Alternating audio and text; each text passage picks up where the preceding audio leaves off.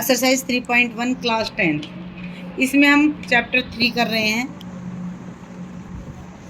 इसके अंदर हम आपको बता रहे हैं इंटरसेक्शन। इंटरसेक्ट कर दो या इंटरसेक्शन कर दो। इंटरसेक्शन होता है किसी भी दो पार्टीशन में बंटवारा होना, इसी से बनता हमारा इंटरसेक्ट। इंटरसेक्ट मीन्स इस क्वेश्चन में जो दिया इंटरसेक्ट मीन्स होता है किसी भी लाइन को दूसरी लाइन के द्वारा कहीं से भी काटना, दैट इज कॉल्ड इंटरसेक्ट। किसी भी लाइन को कहीं से भी काटना, दैट इज कॉल्ड इंटरसेक्ट। एक होता है आपका बाइसेक्ट। बाइसेक्ट होता है किसी भी लाइन को 2 इक्वल हिस्सों में डिवाइड करना। जैसे this is A B, the distance of A B is 4 centimetre, we will bisect this line from the protractor. तो this is bisected 2 centimetre 2 centimetre, ये होता है आपका बाइसेक्ट करना। बाइसेक्ट मीन होता है बराबर बराबर दो हिस्सों में किसी लाइन को इक्वल हिस्सों में बाइसेक्ट करना, that is called bisect. Intersect mean होता है किसी भी लाइन को कहीं से भी काटना, that is called intersect. Intersect bisect समझ में आ गया। उसके बाद आता है इसके अंदर पैरेलल। पैरेलल्स मीन होता है जैसे आपका गाड़ी के दो पहिए जो कभी नहीं मिलते, गाड़ी इधर घूमेगी तो पहिए भी इधर घूम जाएंगे, गाड़ी सीधी चलेगी तो पहिए भी सीधे चलेंगे, जो आपस में कभी भी नहीं मिलती। The distance between two lines will be parallel. इनके बीच की डिस्टेंस जो है इक्वल भी होती है और लाइनें पैरेलल होती हैं, उसको हम पैरेलल बोलते हैं। जैसे ये लाइन है आपकी, ये दोनों लाइनें आपकी पैरेलल हैं, ये लाइनें आपकी पैरेलल हैं। जैसे नदी के दो किनारे पैरेलल हैं, पैरेलल होती है जो सीधी होती है, इनके बीच की डिस्टेंस जो होती है वो इक्वल होती है। यहाँ से कहीं से भी नापोगे distance will be equal, that is called parallel. Coincident होता है, कोइंसिडेंट भी बोल सकते हैं, कोइंसिडेंट भी बोलते हैं। कोइंसिडेंट होता है जो वो होता है आपका, हिंदी में बोलते हैं इसको संपाती। संपाती मीन क्या होता है, जैसे एक ही लाइन है उसी की लाइन के ऊपर दूसरी लाइन की इक्वेशन होना। जैसे एक लाइन के ऊपर आपके कोऑर्डिनेट ये दे रखे, जैसे ग्राफ में दूसरा ग्राफ बना रहे उसके कोऑर्डिनेट भी इसी पॉइंट पे आ रहे कि दोनों ही ग्राफ सेम लाइन पे बन रहे हैं, that is called coincident. Coincident होता है जैसे आपका ग्राफ है, दोबारा समझ लो इसको, जैसे आपका ग्राफ है, ये एक्स एक्सिस है, ये वाई एक्सिस है, इसके ऊपर आपका कोई भी ग्राफ के पॉइंट, जैसे आपने कोई टेबल ली है, इसके ऊपर आपने यहाँ पे एक्स यहाँ पे वाई की वैल्यू रख दी और इसके यहाँ पे पॉइंट लिए, जैसे 1 2 3 5 7 9 कुछ भी, इसके जो पॉइंट लिए वो आपका ये ग्राफ बनेगा। सेकंड इक्वेशन का फिर से सेकंड ग्राफ बना रहे हैं आप, यहाँ पे एक्स, यहाँ पे वाई, यहाँ पे 3 2 5 6 1 3 कुछ भी लिया, उसके पॉइंट जो बने वो इसी प्रकार से इसी तरह से बन गए, इसी के ऊपर आ रहे, सेकंड ग्राफ भी इन्हीं पॉइंट हो, इसको आप कोइंसिडेंट अंदर हम आपको बता रहे हैं। जैसे 5x minus 2y, 5x minus 2y minus आप यहाँ पे 5 ले सकते हैं इक्वल 0, ये आपकी फर्स्ट इक्वेशन है। सेकंड इक्वेशन जैसे मैं यहाँ पे ले देती हूँ 7x minus 3y plus 2 equal 0, ये आपकी सेकंड इक्वेशन। दो प्रकार से क्वेश्चन आ सकता है, या तो इक्वेशन ऐसे क्वेश्चन आएगा या इक्वेशन में ऐसे में आएगा, या कैसे आएगा 5x माइनस 2y माइनस का 5 है इक्वल के दूसरी तरफ जाएगा तो ये आपका प्लस का 5 हो जाएगा, या आपकी ऐसी इक्वेशन आ सकती है। सेम इक्वेशन है ये -5 इक्वल से है पहले इसलिए -5 है, ये इक्वल के बाद है इसलिए -5 प्लस 5 हो गया। यहाँ पे 7x माइनस 3y, ये इक्वल के दूसरी तरफ जाएगा तो माइनस का 2 हो जाएगा, ये आपकी इक्वेशन। आपका कोई भी क्वेश्चन आएगा वो या तो इस इक्वेशन में आएगा या इस इक्वेशन में आएगा, तो ये आपने डिपेंड करना कि कैसी है, कैसी बना के आप देखना चाहते हैं। अब हमारे पास आता है, आपने सुना होगा A1 A2 B1 B2, ऐसे नाम सुने हैं आपने, A1 A2 B1 B2 C1 C2, ये नाम सुने। ये होते क्या हैं, ये क्या होते हैं, इनके बारे में बता देती हूँ। जैसे आपकी ये इक्वेशन सपोज करो फर्स्ट है, ये भी आपकी इक्वेशन सेकंड है, ये फर्स्ट इक्वेशन है, ये सेकंड। जो भी x के साथ होता है, अब x के साथ जो है आपने 9th क्लास में 1.4.1 एक्सरसाइज में किया था कि x के साथ जो होता है वो a होता है। A फॉर एप्पल आपके पास 5 है, यहाँ पे b है, b y के साथ है तो b इक्वल आपका -2 है। जो खाली डिजिट है वो आपका c है, c इज इक्वल टू आपने 5 ले लिया।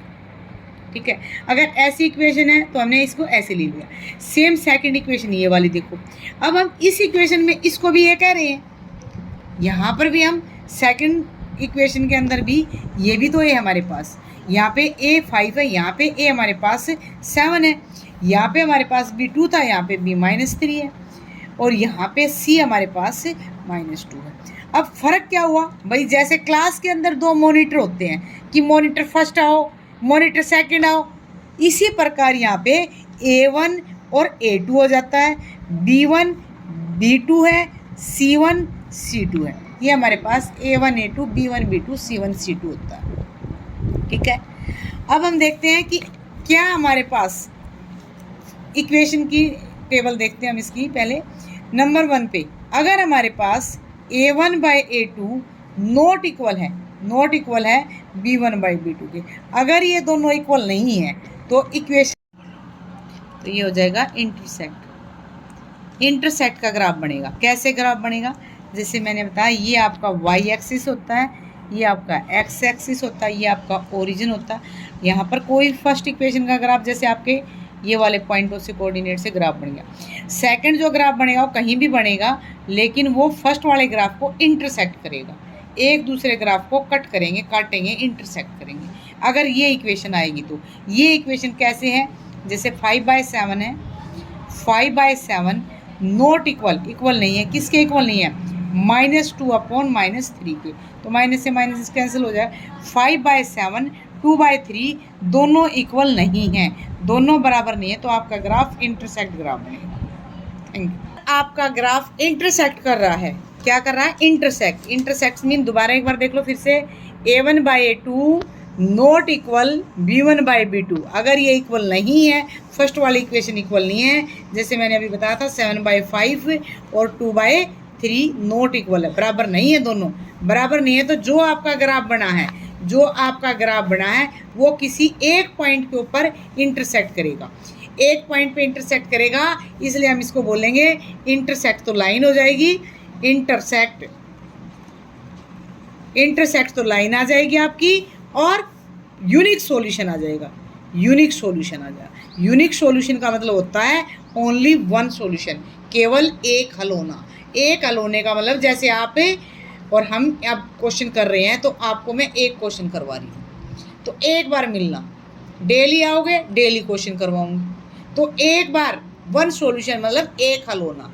किसी भी बात पे बैठ के बातें कर रहे हो तो एक हल होना, उसका वन सॉल्यूशन निकलना, किसी भी प्रॉब्लम का एक सॉल्यूशन होना, that is called a unique solution. Unique solution होता है पूरे ब्रह्मांड में जो एक होता है, दैट इज कॉल्ड यूनिक चीज़, स्पेशल चीज़, विशेष चीज़, ये होता है यूनिक सॉल्यूशन। सेकंड हमारे पास था A1/A2 इक्वल है, A1/A2 इक्वल है B1/B2 नॉट इक्वल है C1/C2।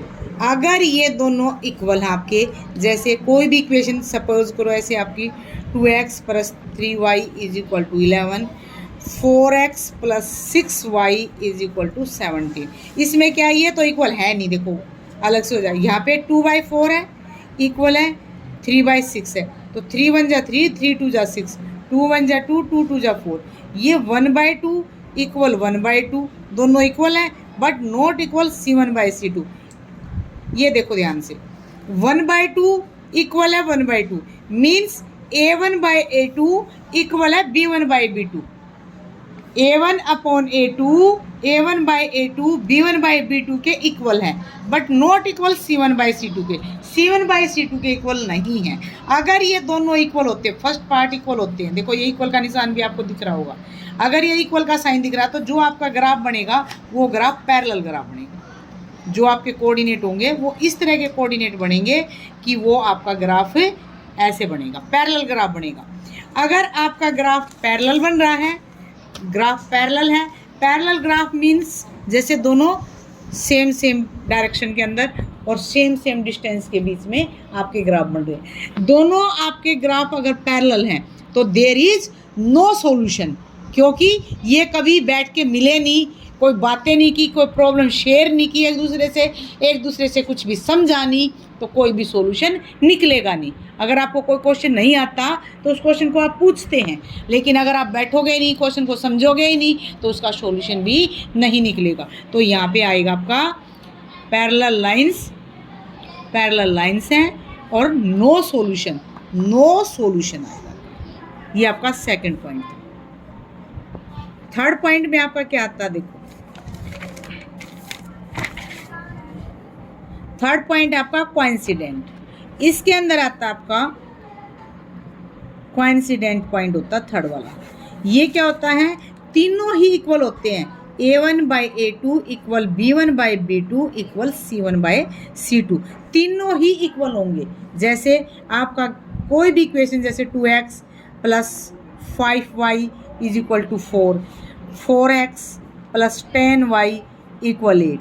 अब ये देखो आप 2/4 है यहाँ पे 5/10 है, यहाँ पे 4/8 है, तीनों इक्वल है। 1/2 1/2 1/2, 4 2 जा 8, 5 2 जा 10, 2 2 जा 4, 1/2 इक्वल 1/2 इक्वल 1/, अगर तीनों ही इक्वल हैं 1 2 3, अगर तीनों ही इक्वल हैं it's mean A1/A2 equal B1/B2 equal C1/C2। तो जो भी आपका ग्राफ बनेगा, देखो यहाँ पे ध्यान दो, जो भी आपका ग्राफ बनेगा एक ही लाइन के ऊपर ग्राफ, जैसे 3 पॉइंट इसके आगे ग्राफ खींच दिया, सेकंड के कोऑर्डिनेट लिए वो भी इसी लाइन के ऊपर आए, तो दोनों ही ग्राफ सेम लाइन के ऊपर बनेंगे, इट्स मीन कि आप डेली आ रहे हैं, मैं डेली आपको क्वेश्चन सोल्व करके समझा रही हूँ। इट्स मीन क्या है कि मैनी सॉल्यूशन, डेली क्वेश्चन समझोगे। अगर एक महीना आ जाता है, एक महीना मेरी वीडियो देख रहे हो, तो एक महीने में तो आप 30 क्वेश्चन तो ईजिली समझ लोगे। तो मैनी सॉल्यूशन, एक साल में देखो, फिर 2 साल में देखो, 10 साल में, तो मैनी सॉल्यूशन। आप बार बार एक चीज़ को आप सॉल्यूशन देख रहे हो, तो मैनी सॉल्यूशन। तो यहाँ पर ये तीनों एक ही लाइन के ऊपर है, डेली मीटिंग है इनकी, तो many solution will be here, lines will be coincident और मैनी सॉल्यूशन। एक बार फिर से रिवाइज करवा देती हूँ 3.2 को, 2 और 3 बिल्कुल इजी वे में है। अब सिर्फ आपको बता रही हूँ A1/A2 not equal B1/B2। Second, मैंने इनको आगे पीछे कर सकते हैं, रट्टा नहीं मारना आपने, बिल्कुल इजी ट्रिक बता रही हूँ आपको। ये इक्वल है और थर्ड पे आ जाएगा, ये तीनों ही इक्वल है। जहाँ इक्वल है वो देखो आप, यहाँ पे नोट इक्वल है C1/C2, यहाँ पे इक्वल है C1/, लेकिन ये फर्स्ट वाला पोर्शन देखना है, यहाँ पे फर्स्ट वाला पोर्शन देखना, इसमें तीनों देखना, ये दोनों इक्वल नहीं है। A1/A2 not equal B1/B2। अगर दोनों इक्वल नहीं है तो आपका ग्राफ देखो इंटरसेक्ट करेगा, तो यहाँ पे इंटरसेक्ट कर रहा है, तो आपका बनेगा इंटरसेक्ट लाइन हो जाएंगी, और आपका इंटरसेक्ट लाइन हो जाएगी, और वन सॉल्यूशन कह सकते हैं, या और यूनिक सॉल्यूशन भी कह सकते हैं, यूनिक सॉल्यूशन भी कह सकते हैं। यहाँ पर दोनों लाइनें आपकी इक्वल है, A1/A2 इक्वल B1/B2। अगर ये दोनों इक्वल के साइन है, देखो अपने आप ही दिख रहा है, तो आपका ग्राफ ऐसे बनेगा, पैरेलल तो ग्राफ लाइन होंगी, और आपका लाइन के अंदर नो सॉल्यूशन, कोई भी सॉल्यूशन मिलेंगे ही नहीं आपस में, तो कोई बात ही नहीं है, कोई सॉल्यूशन नहीं है। और यहाँ पे तीनों सेम है, बिल्कुल सेम है, जैसे एक ही घर में आप भी रह रहे हैं, आपकी फैमिली भी रह रही है, तो सेम ही है। तो मैनी सॉल्यूशन, डेली बहुत सारी बातें होती हैं, बहुत सारी लड़ाई होती है, तो मैनी सॉल्यूशन और कोइंसिडेंट लाइन होती है यहाँ पे। थैंक यू बच्चों, आई होप आपको समझ में आया होगा। Thank you.